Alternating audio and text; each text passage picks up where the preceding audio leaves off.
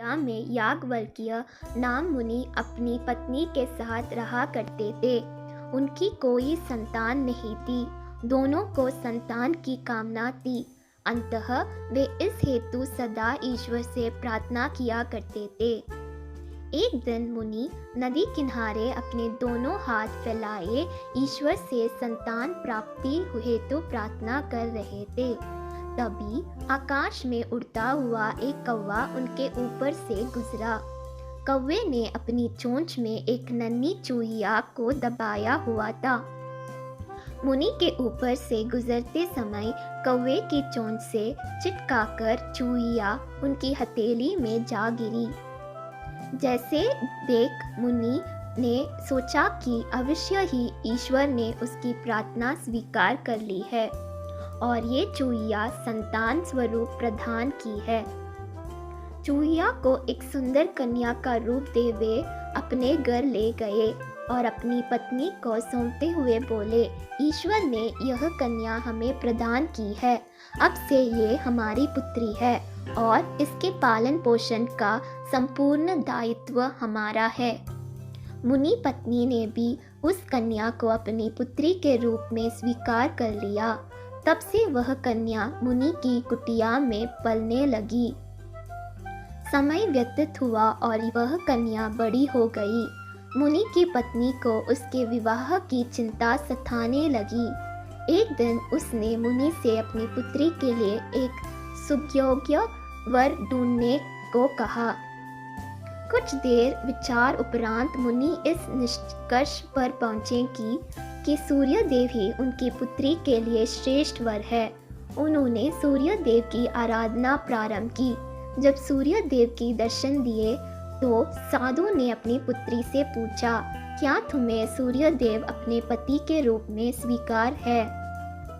पुत्री ने उत्तर दिया, क्षमा करे पिताश्री, सूर्यदेव में इतना ताप है कि इनके समक्ष में क्षण भर में राख में परिवर्तित हो जाऊंगी।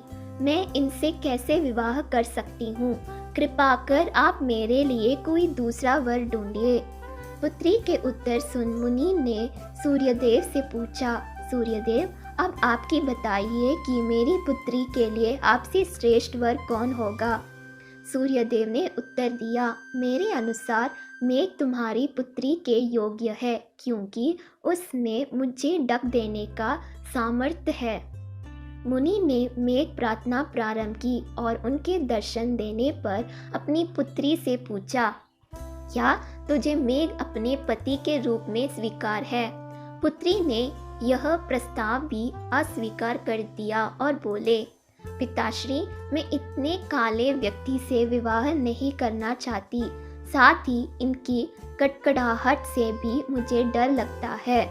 मुनि ने मेघ से परामर्श लिया तो मेघ बोले, मेरे विचार में वायुदेव तुम्हारी पुत्री के योग्य है, क्योंकि उनमें मेघ को उड़ा देने की शक्ति है। मुनि ने वायुदेव का आराधना का प्रसन्न किया और उनके दर्शन देने पर अपनी पुत्री से पूछा, क्या तुझे वायुदेव स्वीकार है? मुनि पुत्री बोली, वायुदेव तो बड़े चंचल हैं, कभी एक स्थान पर स्थिर नहीं रहते, मैं उनसे विवाह नहीं कर सकती। मुनि ने वायुदेव से उनसे अच्छे वह के बारे में पूछा तो वे बोले, मुझसे अच्छा पर्वत है जो मजबूती से एक स्थान पर ढका रहता है और तेज हवा, आंधी और तूफान से भी नहीं डिगता।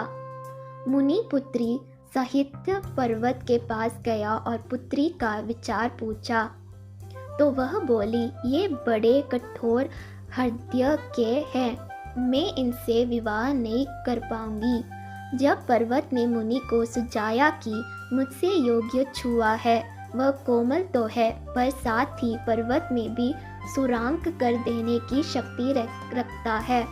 मुनि मुष्कराज को बुलाया और अपनी पुत्री से पूछा कि क्या उसे मुष्कराज से विवाह स्वीकार है।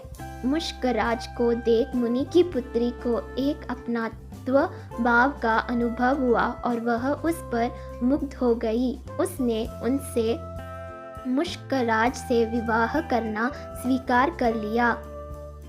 तब मुनि अपनी पुत्री से बोला, ये भाग्य की है, तुम इस दुनिया में चूहिया के रूप में आई और अब भाग्य से तुम एक चूहे से ही विवाह कर रही हो। मैं तुम्हें तुम्हारी मूल रूप वापस प्रदान करता हूँ। मुनि ने अपनी पुत्री को चूहिया में परिवर्तित कर दिया और उसका विवाह मुश्कराज से करवा दिया।